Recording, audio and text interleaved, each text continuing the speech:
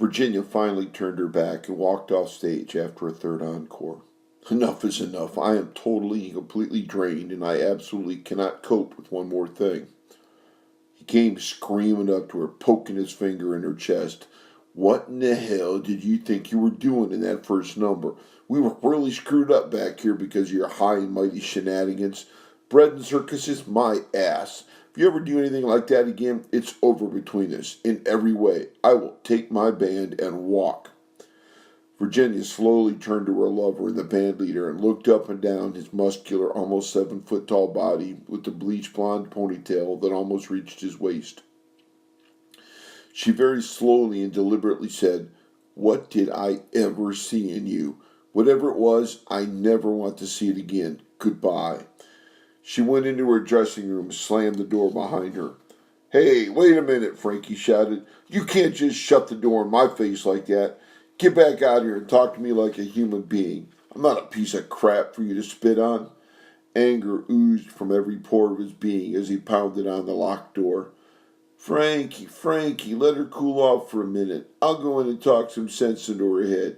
Come on, Ginny, baby, it's old Marty here. Let me come in and talk to you. I know you're just overworked and overtired. We'll have a glass of wine and relax, and we'll all be fine in the morning."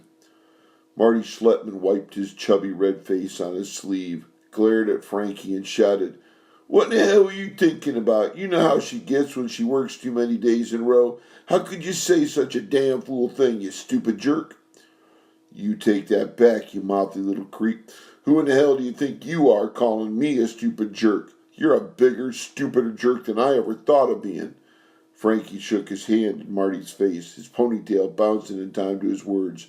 "Just because you're Jen's manager, you think it gives you the right to push people around for her? She pushes people around enough all by herself. She doesn't need you or anybody else to do it for her.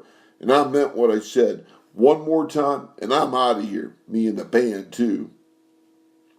He shook his head, his ponytail swinging as if to add emphasis to his angry words as he glowered down at the much shorter, older man.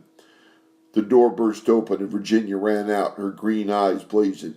"I told you, goodbye. None of that one more time shit. You are gone. Now. I don't ever want to lay eyes on you again. You're history as far as I'm concerned. We are finished. Do you hear me? Finished. Finished. FINISHED. Finished. Do you understand that? You go, get your stuff out of my room, and get out of my life now. The band can stay if they want to, but there are a lot more bands out there if they don't, and I don't give a rat's ass one way or the other. You can all drop dead as far as I'm concerned." Slamming the door behind her with a vengeance, Virginia was back in the dressing room, face to face with Marty, who had walked in while she was out shouting at Frankie in the hall. "Marty, beat it," she said tiredly. "I can't handle it any more. Cancel my concerts for at least a month and disappear. I've worked so hard to get here, and all I can do is wonder why I ever wanted to be here. I don't understand what is happening to me. I have everything I ever thought I wanted. Money, fame, popularity, and I have nothing. All I can think of is how my mother didn't bring me up to behave this way or live like this. I have to go home. Now." "Ginny, baby, you can't do this. I can get you a week off, but not now. You got to give them a little notice so they can get another act. You got to refund all the money for the people who bought advance tickets. You can't imagine what a headache it'd be for everybody." Marty glared at her, but his tone was pleading, his face covered with sweat. Virginia stared at him impassively, her green eyes blazing, her reddish blonde hair forming a halo around her head as he continued his efforts to placate her. "Can't be done, babe. It just can't be done. Come on now, go out and smooth things over with Frankie. Just hang in there for a couple more weeks, and I'll get you some time off. You can do it, kid. I know you can." "Marty, what part of I can't go on don't you understand? I mean it. You go out there and make sure that creep is gone, and his band, and make sure he has his crap out of my room. Then you start canceling my contracts, and I'll give you a month's severance pay. When I can handle the garbage again, you'll be the first guy I call. Otherwise, you just walk out now, empty-handed, to match your empty head." Marty stood there in silence, contemplating this young woman with a feeling of hatred such as he'd never thought possible to feel for another human being. A more beautiful woman he had never met. She had natural reddish blonde hair with flecks of gold, a peaches and cream complexion without a single blemish, and even though she was only 5 feet tall, a figure that would stop a clock, as his father used to say. How could someone so gorgeous be so completely careless of the rights and feelings of others, he thought to himself grimly. Like my mother used to say, pretty is as pretty does. He shrugged his shoulders and said, I don't know what your problem is, but I think you better find a damn good shrink to help you deal with it, 'cause you ain't going to get no one else to help you. Your band is gone. Maybe they'll show up tomorrow night, and maybe they won't. I'm out of here, for good. You've been kicking me around since I started managing you 5 years ago.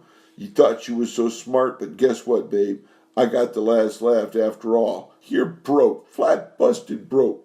I paid the bills and you and the band got a salary, but all the extra, I salted away for myself in a way that you or nobody else can ever prove.